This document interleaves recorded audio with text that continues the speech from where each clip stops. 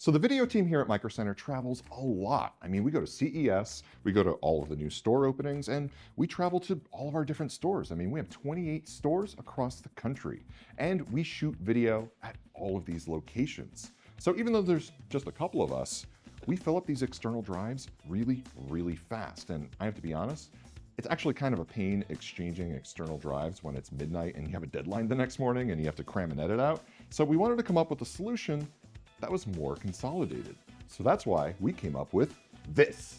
And I was so excited when he came to me asking about a project like this because I saw this at our Bethel store location and I thought, wow, I could fit a lot of networking gear in there. And this combines my three favorite things: 3D printing, home servers, and video editing. So what I did is I went to the Bethel store and I got the Unify Express 7. This is a router and Wi-Fi unit combo, and it has Wi-Fi 7, so it's gonna be super fast for anybody that's actually on the Wi-Fi. The Ubiquiti Unify Switch Flex XG 4-port, wow, that's a mouthful, but it is an awesome 4-port switch that is managed. So that gives us 10 gigabit on 4 ports and can be powered over PoE, but we're not gonna do that today. And then the reason we have this 10 gig switch, even though we're going to be using 2.5 gigabit networking for our laptops, is because the UGreen DXP 480T Plus is a 4-bay all-flash NAS that has 10 gigabit networking, and we have 4 2 terabyte drives in there at RAID 5. So even if we lose a whole SSD, we're all fine, and we still have like 6 terabytes of storage. So let's go ahead and get started. Okay, so right now, Jacob is editing, and you're editing off the NAS? Yeah, I'm editing right off of the NAS over this 2.5 gigabit dongle that we have here, and it is doing just fine. This is actually a short about the router that we are using right now, which is super fun. That's awesome. So all the footage is on the NAS, you're accessing it over the network. What's playback like? Playback is going really, really well, and I can scrub as well, which is super nice. And anyone who video edits knows that being able to scrub your footage is actually a key performance factor, because that's where you experience a lot of your choppiness. I know people focus on export times, right? Yeah, but that's not really the problem. The problem is usually read-write speed on random read and writes, which is what scrubbing is, because you might have to pick out a different spot on a different file somewhere else really fast. Look at it, just jumping perfectly.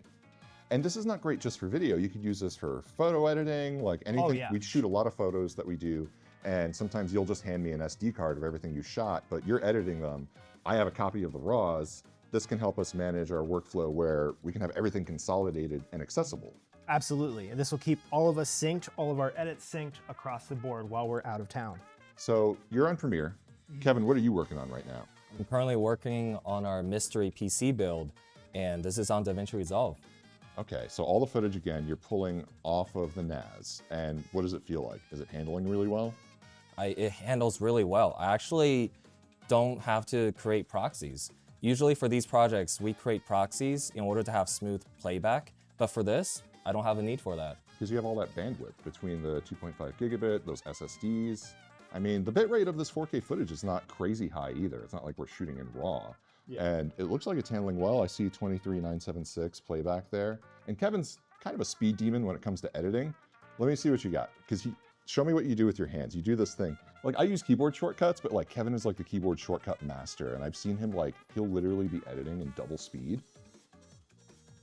Yeah, yep, there it is. That's insane. So does this feel like when you're editing on your studio PC?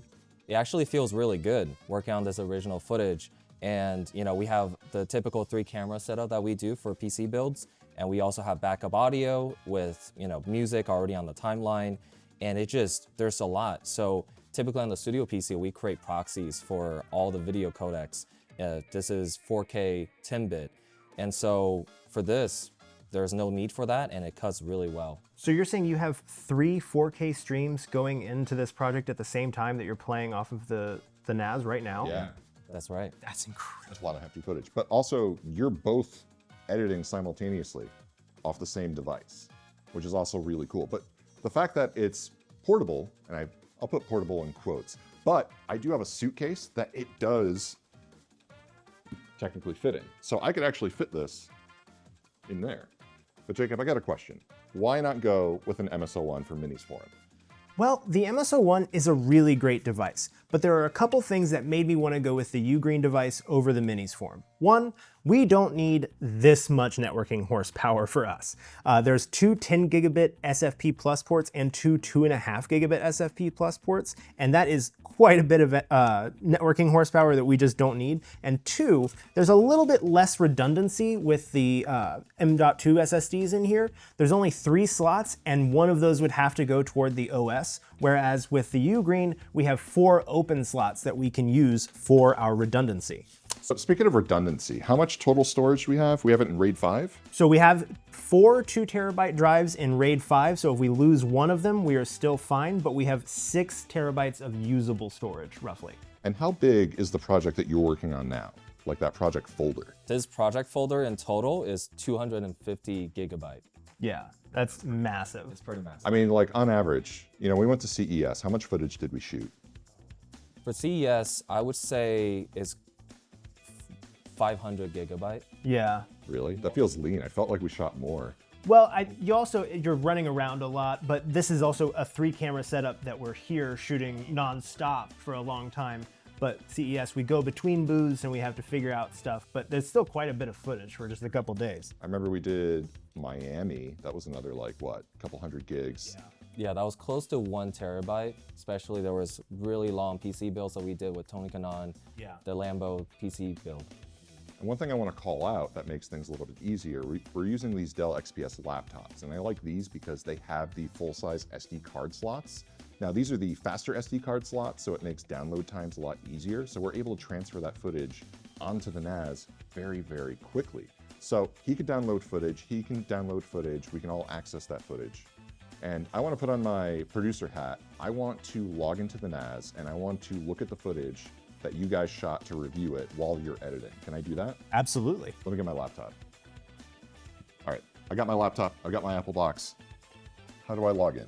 So the first thing you're gonna need to do is connect to this Wi-Fi, and this Wi-Fi is labeled Go Lab for right now. All right, so looks like I'm accessing it. And we don't have internet hooked up to this, right? No, this is just a local network where we're just accessing the footage. Yeah. We actually can in the future if we're ever anywhere that has an internet connection. That's what this open port on the front is for. You just plug WAN in and we should be good to go out to the internet. So we could do that at our next store opening. Yeah. All right, so looks like I'm still connecting. It's probably going to be a little upset that it doesn't have internet. There you go, that's fine.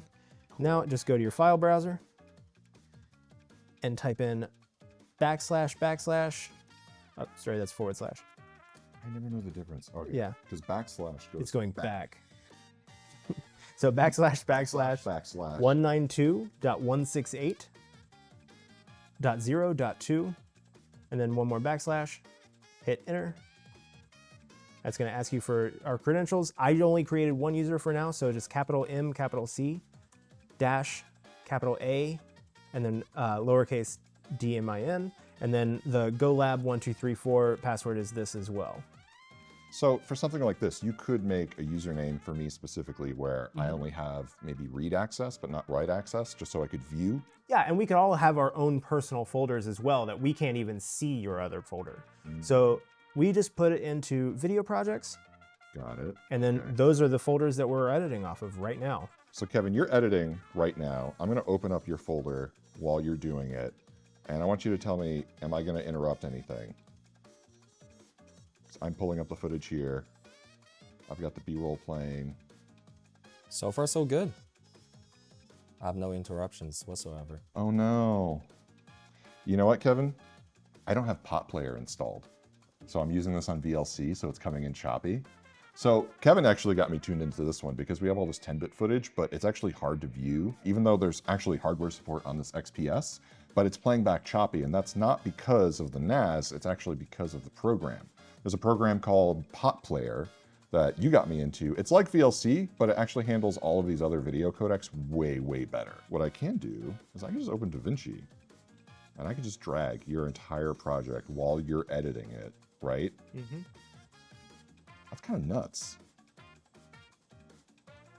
And then I want to look at your footage too, so I can look at everything that you did. And this isn't interrupting anything that you're doing in Premiere right now? No, playback is totally normal. That's awesome. Now, we didn't add it as a network drive, so you're probably gonna have to copy this file path to Davinci when you open it. I want to see what happens if I just drag it in. Ha, it works. That's awesome. I just dragged it in. And what I like about Davinci too is if you drag it in right, it just brings in the entire folder structure. Oh, wow. So I have the whole folder structure that Kevin's working off of. And let me pull it in. Oh, look, it's me and Sean. So Kevin, you're editing right now, right? You're playing it. Yes, I'm playing on the timeline. And one thing to keep in mind, so they are on 2.5 gigabit, right? I'm on Wi-Fi. So I'm actually accessing this footage wirelessly. Now, wirelessly, I'm still gonna get less throughput than you guys are gonna get on that wired network. Especially where we are right now, because it's a pretty congested area for Wi-Fi, but that playback is pretty good. Yeah. I'm literally streaming the footage wirelessly. Wow. So I could, okay, This changes everything. that's actually really cool. Yeah. So you're saying about congestion, right? Because we go to some of the, like CES is really congested, Yeah. right? But the fact that you guys are wired, that's really not an issue. Wi-Fi 7 is nice to have, but it's not a necessity for us. It's really just the wired switch. And Wi-Fi 7 is, while it's like the fastest current Wi-Fi, it is also a little bit susceptible to congestion, just because 5 and 6 gigahertz Wi-Fi are what it's made of, and that's a much, much wider bandwidth, so it gets blocked by a lot of stuff. So there's one thing I want to test, and we're going to do this live. Kevin, do you remember at CES, you were in one tower, and I was in a completely different tower. And I had to physically go all the way down to the lobby to go to the other elevator bank to go all the way to get a hard drive from him in the middle of the night. I'm going to take this computer over to the office down the hall, and I'm going to see if I can access this footage still. Godspeed. I don't know if it's going to work. I don't know if it's gonna work. Let's try it. Let's try it right now. All right, Gabe's going to come with me. You guys are going to go there. I'm going to bring my phone. I'm still on the network, by the way. I'm getting like 3 bars. Jacob, do you hear me? I can. So I'm getting 3 bars right now, and I'm trying to see, can I play this back? Can you? I don't know. It's being a little slow. I'm also like, I'm like 200 feet away from... That's pretty far. Yeah, like we're pretty far from each other, but I'm actually curious. I'm trying to move through in the File Explorer to see if I can access anything. It's definitely hitching a little bit. But how many walls are between you and me right now? 3, 4? 4. 4 walls and about 50 different Wi-Fi signals.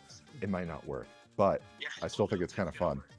I want to test this in the store, though. I want to see if it's possible for me to move through the store. Now that I could see happening a lot easier. Because it is less congested in the stores with the different like bandwidths and stuff. True.